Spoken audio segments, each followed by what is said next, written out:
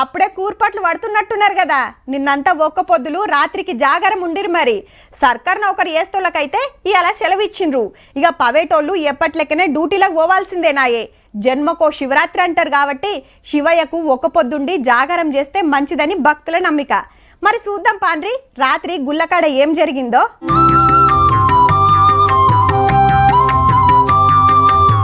ఏములాడ ఏమన్నా ఎలిగిపోతున్నదా? గుడి మీద సింగిడి వర్షినట్టే ఉన్నది.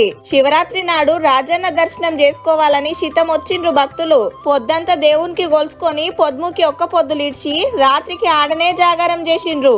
శివయ్యకు ప్రత్యేక పూజలు జరుగుతుంటే చూసుకుంటా మురిసిండ్రు.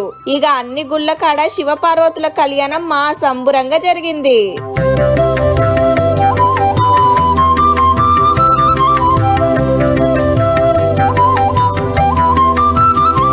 సర్కార్ తరపున పట్టుబట్టలు తెచ్చిండ్రు మంత్రులు.